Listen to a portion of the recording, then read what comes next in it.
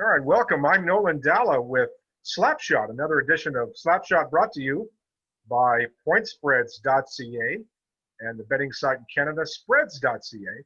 We have a very unusual show today, a show that we just kind of planned this morning, and I'm happy to have Tina Gonzalez to talk about tennis and tennis betting, something I know almost nothing about. So Tina's going to be way ahead of me, and probably a lot of the people watching the show maybe haven't really considered betting on tennis or aren't that familiar with the sport. Well, Tina's got the resume to be the expert here. I'll tell you about Tina in just a moment. Tina, how you doing today? I'm doing great. Thank you so much for having me on your show. Thank you for joining us. You live in New Jersey now. She's Yes. been playing tennis off and on since the age of 9. So that's what, 20 years ago or so? I wish. You're being exceedingly generous as always. All right. Well, she's been involved with the USTA League Tennis. By the way, you're going to see on her screen she's got some companions here.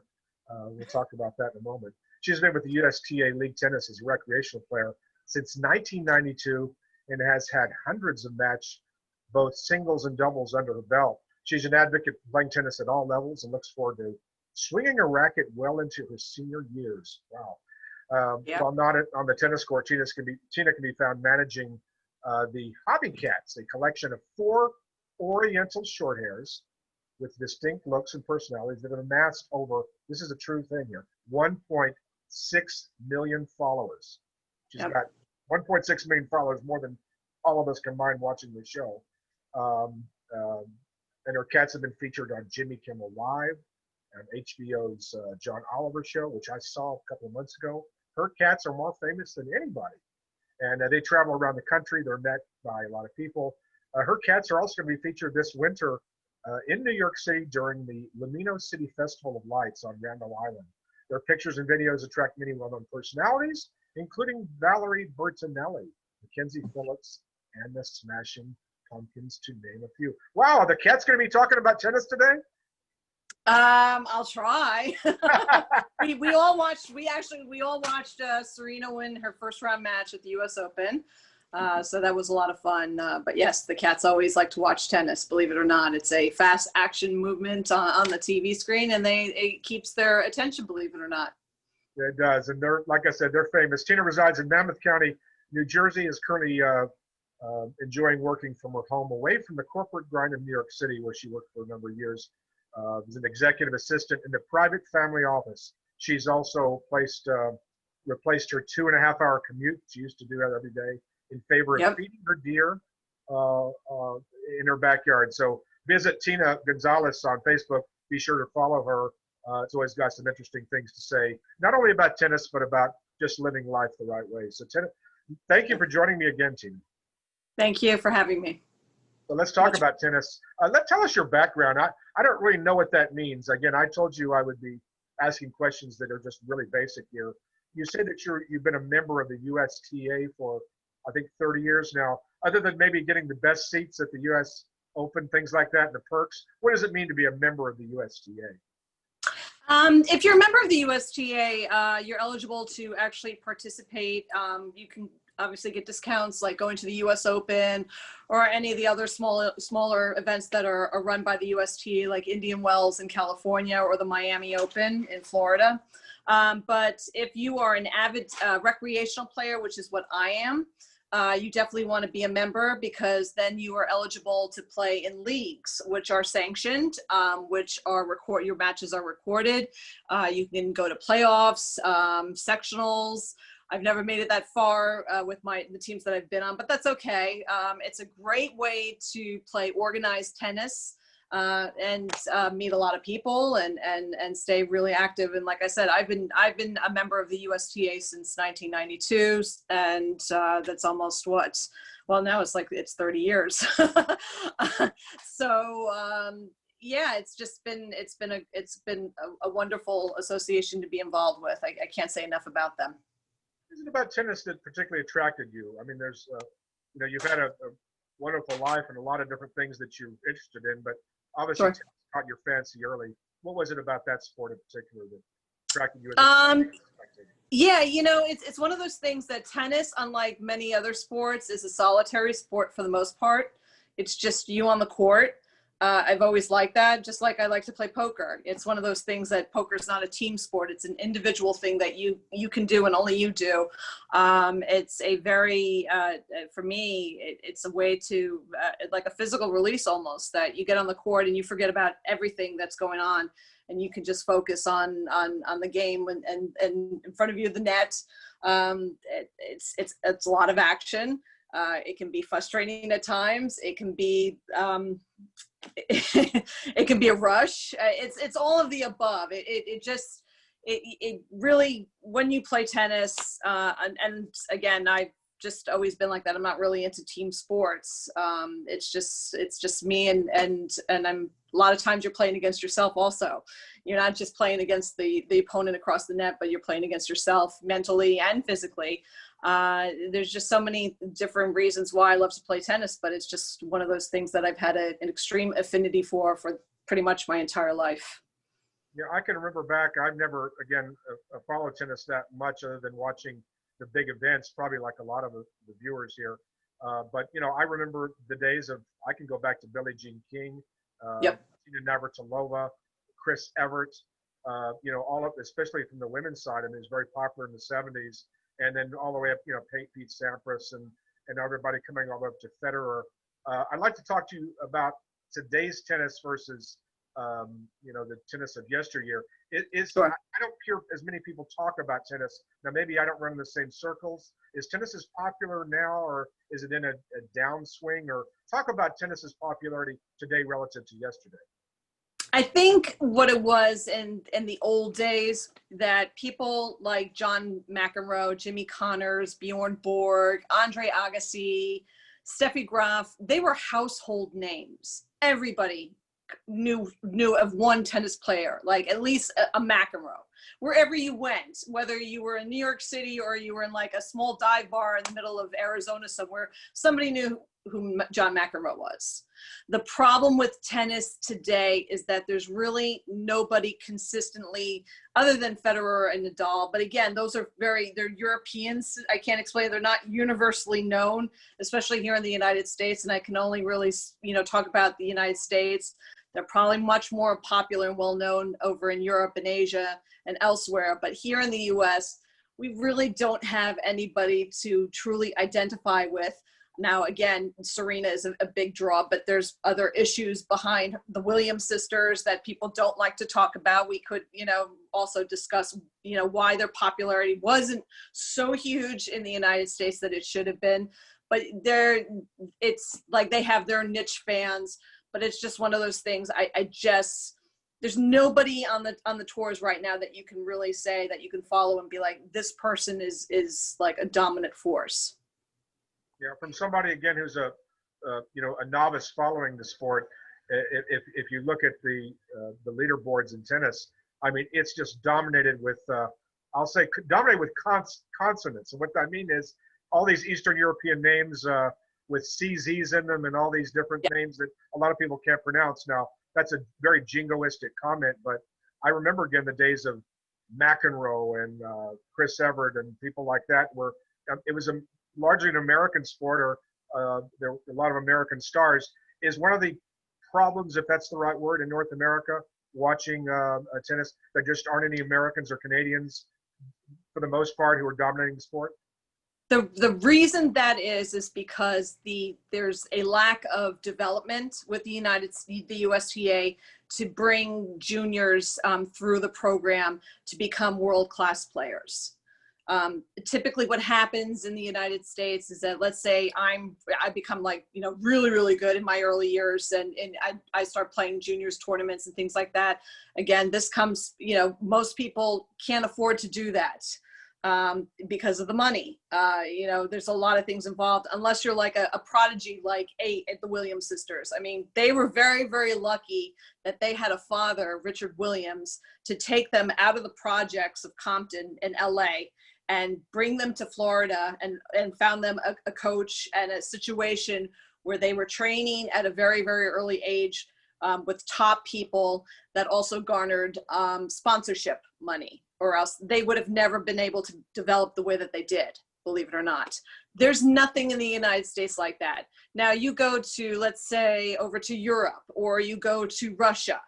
They have, as you know, with other sports like the Olympics, these countries they have government-sponsored programs. From the moment you walk, they'll throw a racket in your hand, and if you have any sort of aptitude, they will take you and they will develop you to become a world-class player.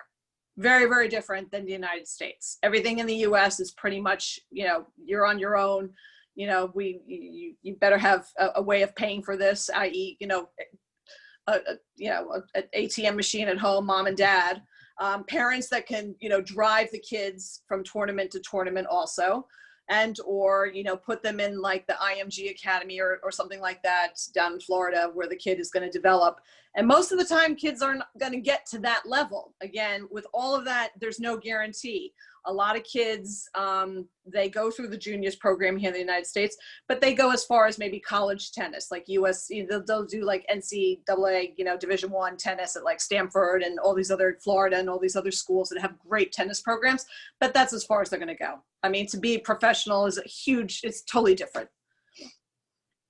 Earlier in your comments, you alluded to the Williams sister, Venus and Serena Williams, and of course Yes. they're, I think, getting up there in years in the sense that they've been around for 15, 20 years now and still playing very competitively. Certainly, you mentioned Serena Williams' victory. I think it was today or yesterday. I forgot. Yeah, she did. She just won today. Won today, right? Good. Yeah. But why they weren't popular, why they weren't on the level of, say, some of the other superstars, given how incredibly long their duration as champions has lasted. Why don't you go ahead and address that? Unfortunately, in this, and a lot of people will deny this, but tennis is a predominantly white sport, and they were the outsiders. They didn't come from the, country club or the privileged background. They came from the projects. They were the outsiders. They were, again, they were also homeschooled, and Richard Williams made sure at a very young age that they were kind of secluded and contained from all the outside world and just focused on school and tennis, and everything was like done pretty much at home. So I think people looked at them as not as like, well, they're outsiders. They're like, people fear the unknown, as you know, and tennis, it's kind of exacerbated. So they came out basically out of nowhere. They didn't play juniors at all. So they didn't go play the Orange Bowl or all these other junior tournaments. Richard made sure that they stayed in school. They got schooled, and they're very intelligent, by the way. I mean, they speak like multiple languages, and they're very, very, very smart girl. Both of them are just amazing. But he just kind of sheltered them and kept them focused on tennis and being like the best in the world. Mm-hmm. I'm here with, I'm Nolan Dalla. I'm here with Tina Gonzalez talking about tennis, and we're going to get into tennis betting now in just a moment. So thank you again, Tina, for joining me and our viewers. We were talking before the show, and you were mentioning about men's tennis and women's tennis. Forget about the popularity that women since the 70s have been almost as popular and in many ways have surpassed men in terms of the popularity of the sport. But let's talk about the gambling element here. You mentioned that I think you said the women's are more predictable, or was it the other way around? I think the men's are more predictable than the women's. You can look at the US Open field right now, and it's pretty wide open. There's spots where you can look, and again, I'll talk about the men versus the women, but the women, and we're getting back to Serena, is that a lot of women have caught up with Serena in terms of the conditioning, the technology, the training, the money, everything. So they're almost at par with Venus and Serena.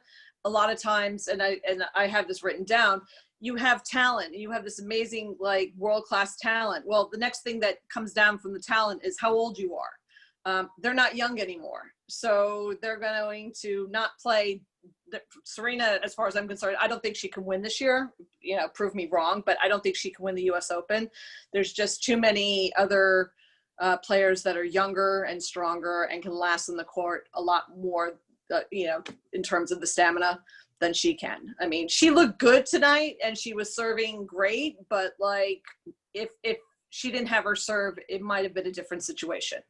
Whereas years ago, it didn't matter what she did. I mean, she was just, forget about it. Nobody could beat her. But now she's old. I mean, I hate to say it, she's old. I mean, you know, what is she, 38 or 39, which really isn't old, but in tennis, professional tennis, women's, that is old. Yeah. Now, getting to the men are different. There's that top, you know, top 10, and then they were talking top 5. The top 5, you're talking about the Nadals, the Federers, the Djokovic's. Then you have, you know, other players that are just right below them. These guys, you're never going to see like a qualifier make the finals of the US Open or any major. That's just not going to happen. You know, you'll see that maybe on the women's side, but on the men's, it's almost like a sure thing, where these top players, it's very, very difficult to beat them. They're like machines. They don't miss. So basically a big favorite, let's say, in the on the men's side. It's just there just aren't as many upsets on the men's side. No, not at all. Not at all. Very few. There might be some surprises on the Open because there's, you know, things that come into play. Again, this is a very different US Open than obviously last year because you're not dealing with the audience anymore. You have no crowds, you have no noise. There isn't those other, you know, influences in the match, whether it's the weather, staying in New York City and going out afterwards after your match and like staying up all night and partying and wanting to, like, you know, enjoy Manhattan while you're at Flushing Meadows. There's a lot of things into play that aren't here this year, so maybe it's different, but there's a lot with Federer out and with Nadal out, it's pretty open. I think Djokovic's just going to dominate and take this very easily, to be honest. Yeah, the odds reflect that. Yes, I would bet everything right now. I would just say, just keep betting him until like he takes all the way to the finals. You're saying just press it. Just press your bets. Just press it. So how does the COVID thing, no spectators, how, if at all, does it affect the play on the court? I think it affects it a lot. I mean, also they're apparently staying in only 2 hotels.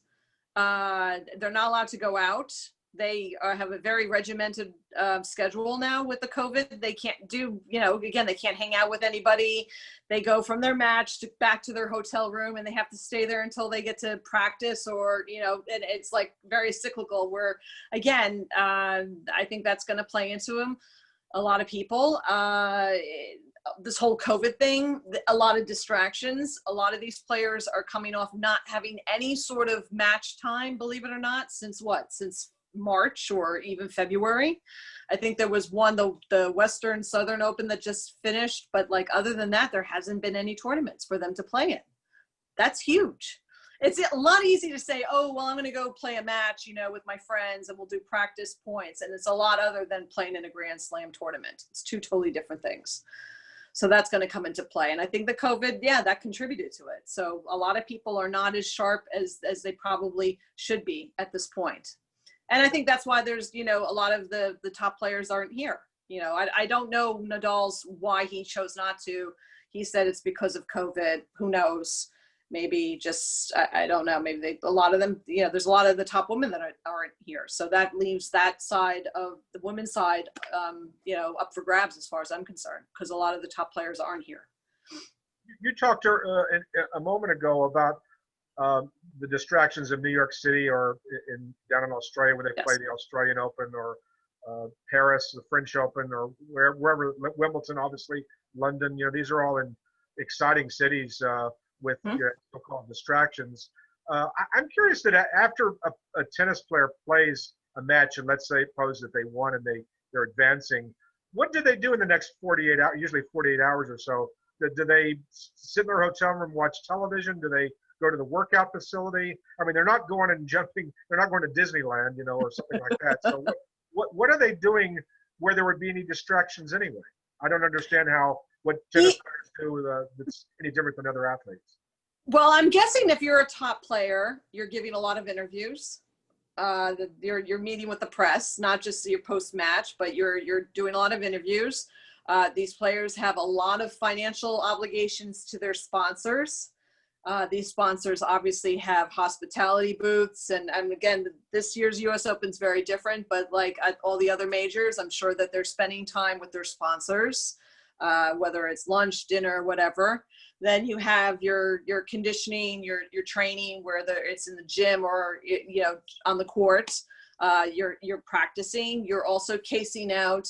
You're also attending matches of your future opponents. A lot of these players are in the stands checking out their, you know, where they are seated and where they're going to be playing and who they're going to be playing next. They're going to be watching those matches too. So there's a lot going on for them, believe it or not. They're not just in their hotel room. You said something fascinating there, and I'm really interested in this about player-to-player matchups. And you know you're going to play somebody in the next match, so you're watching them.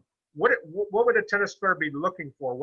I mean, you know, to me, they're hitting a ball. I know that sounds ridiculous, but what can they possibly take away from watching? I mean, there is video they can watch. I don't see what they could pick up. Can you get into some of the specifics of what they're looking at? Sure. You can look at the propensity of where they're serving, you know, what they're doing with their second serves. Is their serve on or off? You know, a lot of times I know when my serve is off, you know, it affects my entire game. You know, are there small cracks, mental cracks in their game that you can see? These players can spot anything. It's like spotting weaknesses to bring your opponent down. It's just like poker. Once you know that you can find weaknesses in your opponent, you're going to do these players are looking for any edge possible to bring to the court with them to take their opponent down. No, it's a lot of different. Right. I'm curious about the world of tennis, and from a gambling standpoint, tennis is the sport where inside information, in other words, if you know what's going on with a player, maybe they're having problems in their personal life, they have emotional issues. Yep. It's a very mental game, as you know, like golf. I think tennis is even more so.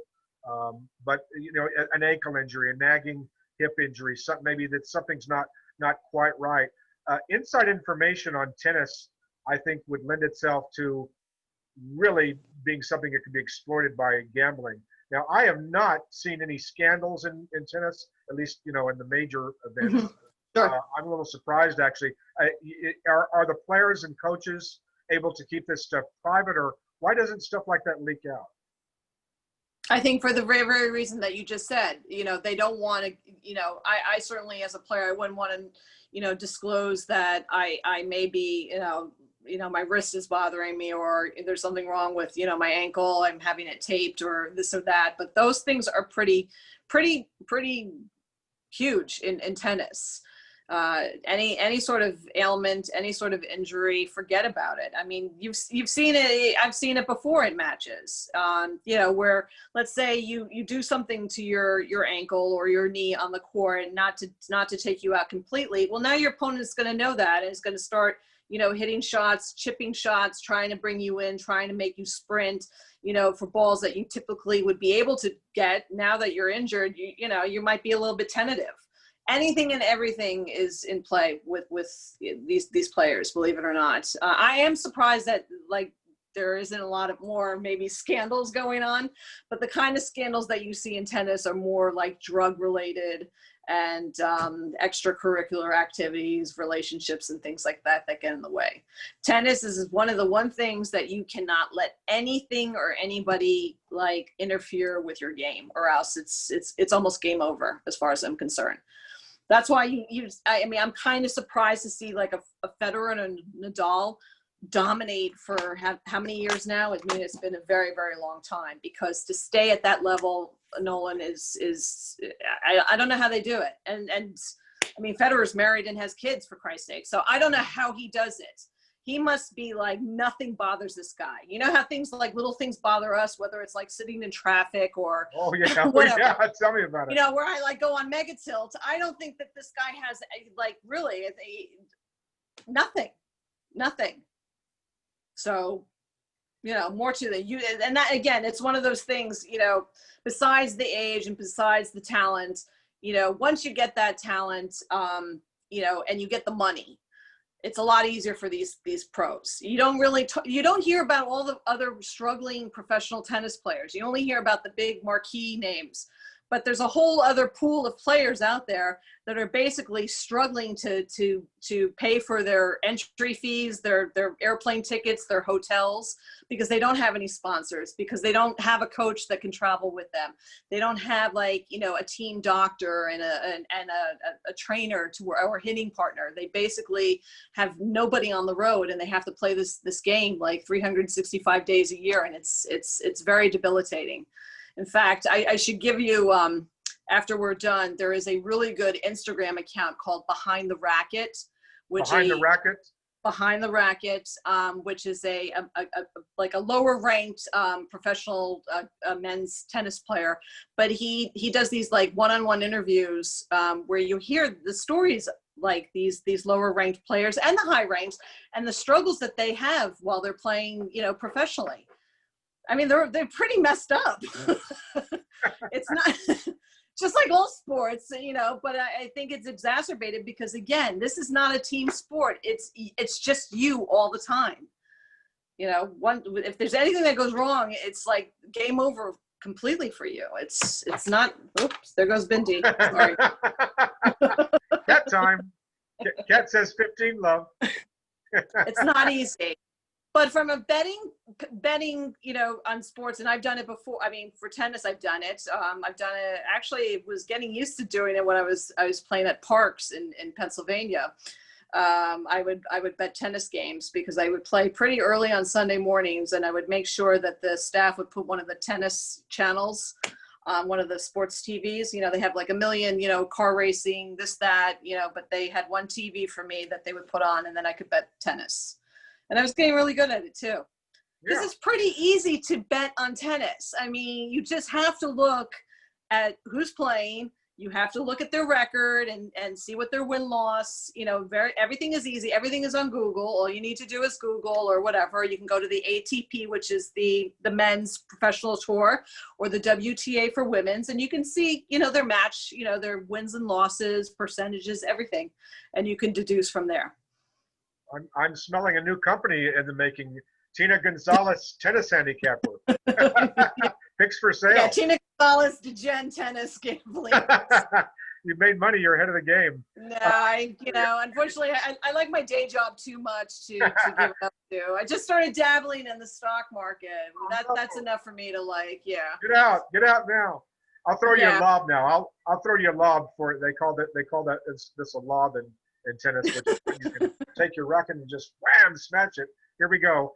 Your greatest tennis moment. It can be the greatest thing you've seen in tennis, just a great memory, your favorite player. I'd like to hear something along those lines. Okay, so when I was at I went to school. I went to the University of Arizona in Tucson, Arizona, and U of A, go Cats. And I was playing tennis one time, just with my friends, you know, because I wasn't Division I, like, because I wasn't a professional tennis player at that point. But one of the members of the U of A basketball team, who was pretty well known, his name was Brian Williams, but I think he changed his name. But Brian Williams was like, this is back in 1991, 92. He got drafted first round. He was the 10th pick first round in the NBA. He went to go play in Orlando and a bunch of other places. He was murdered, by the way. I don't know if you remember the story of him, but you can Google him later. But anyways, Brian Williams comes on, and, like, you have to understand, in Arizona, the basketball players were, like, treated like gods, like celebrities. And he was watching us play, and he really wanted to play with us. So we're like, oh, sure. Yeah, Brian Williams, you know, why not? And he was very, very nice. And he couldn't really play, but, you know, what are we going to say no to him? And while we were playing, we amassed this huge crowd of people just to watch us play. So it was a lot of fun. And that's, you know, one of the most memorable things, believe it or not. So what happened? Yeah. I want to know who won.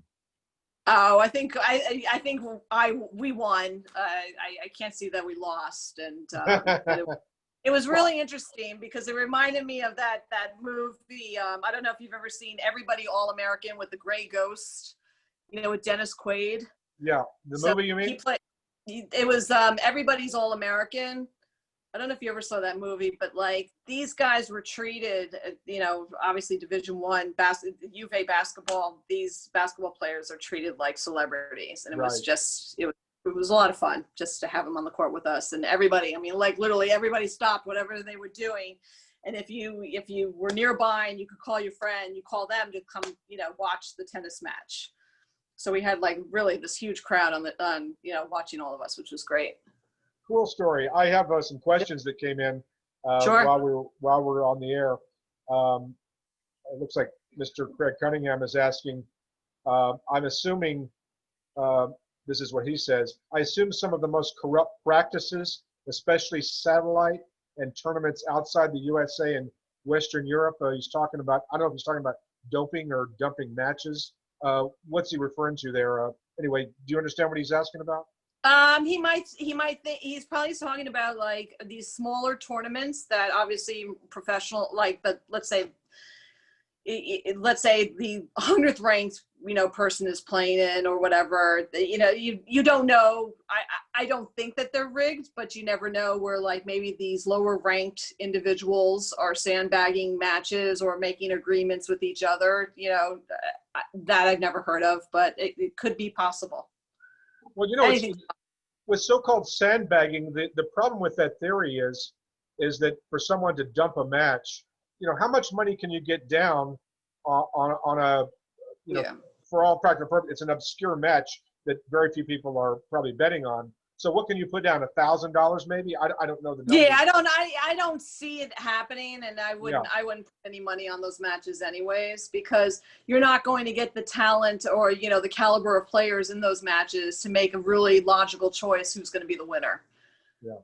I've also heard from some people that bet tennis. I've probably made, if I bet a dozen tennis matches, that'd be a lot for me because I just don't know anything about it. But I have been touted by people who have followed it and say, hey, bet on, I think I lost money on Jennifer Capriati the last time I bet on a tennis match. But that's a past.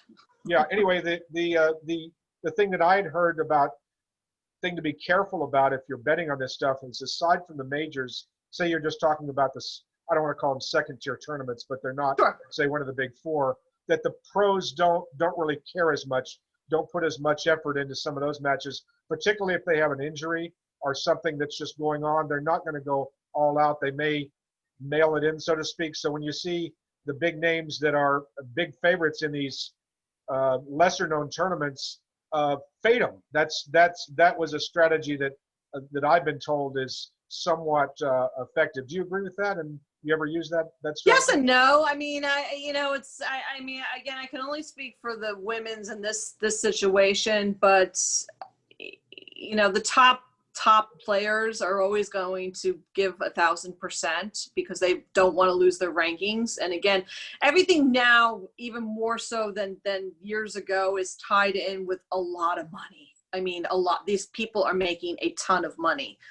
And you want to keep your sponsors, and you want to be able to retire earlier then, you know, because you have amassed not only tournament winnings, but so much on the side that you can, you know, leave the game a lot earlier and injure free. The last thing you want is to have an injury.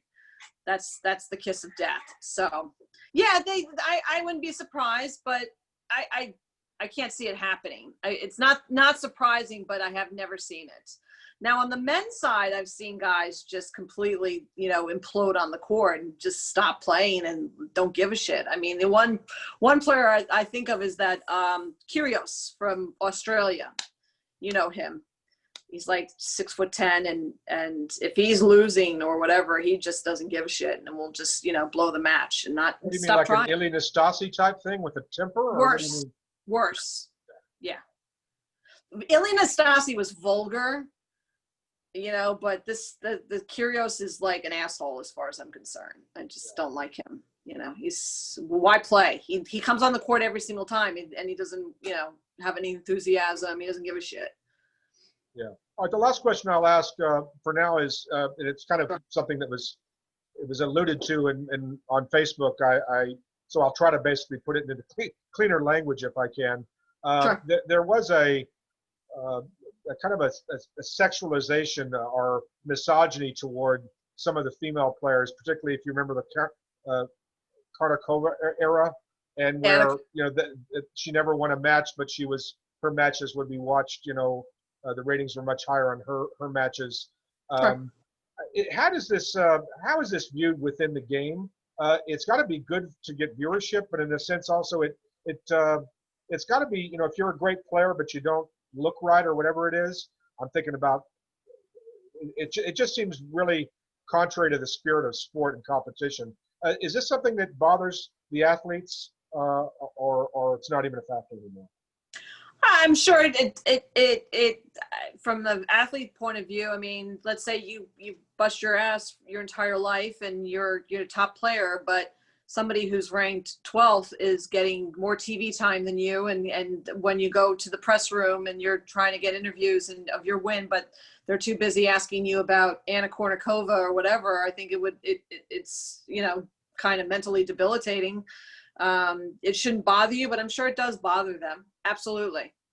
I mean, I know more recently there was a lot of disdain for Maria Sharapova, who, before the drug scandal, before she got banned, players couldn't stand her. I mean, she walked around like she, that she was better than them, but she really wasn't. But, because of how she looked, she was treated with white gloves. Oh, I'm sorry. So you're saying that image was not deserved. She actually was just kind of a victim of her good looks, if that's the right way to put it. Anna, believe it or not, Anna was a great juniors player, and she was a great adult women's player, but she never filled her potential because I think she had too much, too many people dictating what she should be doing and how she should look and things like that. So her window of opportunity just vaporized once the Williams sisters came on the scene. She never met her full potential. Nobody really is ever talking about God, Anna Kournikova was a great player, but I'm sure they're all saying, God, she was really hot. And, so sucks, but that's, it is what it is. It is what it is. That's life. So the last question I have for those who have watched us, and a lot of great information. I've learned a lot of things that I didn't know about tennis. I've got more questions, but I'm going to let you go now. But I'd like to hear your picks for the U.S. Open. We've got another almost 2 weeks to go until we have a champion. The U.S. Open has just crowned so many amazing the matches that I remember would be in early September, and I can remember it being against NFL football, and some of us would watch the U.S. Open tennis finals because it was more exciting than the game that was going on the other channel. I don't know if that's going to happen this year, but give us your prediction for the finals on both the men's and the women's, if you can. I'm going to call it right now: Djokovic for the men's and Sofia Kenin for the women's. Sofia Kenin, all right, excellent. I think you can get a pretty good price there. She's looking really good. She's fit, smart player. Again, she's one of those players that flies below the radar. I mean, she won already a major. She won the Australian Open very, very easily. I don't think she gets the credit nearly as a Serena Williams or these other marquee players. And that's to her advantage, though, because she can just kind of go on cruise control and take it all. And she's great. I love her a lot. Love her game. Tina Gonzalez, thank you for being my guest. I'm going to ask for one more favor. I know the viewers have been waiting to see waiting to see the co-stars of the show. Are they around? Okay. Can we see somebody? Where's Stash or somebody? All right, let me get Stash. Will they come when you call? Stash. They usually do. Stashy, I know you just ran. Hold on, let me go get them for you. Hold on. All right. While Tina Gonzalez is getting her cats, or one of them or more, I'm Nolan Dalla. Thank you for joining us. This has been a talk on tennis, brought to you by Pointspreads.ca. And please go to spreads.ca if you want to check out the action on tennis and everything else. And that is Stash. And which one is that? The other one. Say hi, Nolan. There's Stash. Anyway, Tina Gonzalez, a great guest, a lot of fun. I hope you enjoyed it being here, and I really thank you for being on the show. Absolutely. Thank you for having me. It was a pleasure. Thank you. I'm Nolan Dalla. We'll see you again next time. Bye, Stash. See you next time here on Slapshot.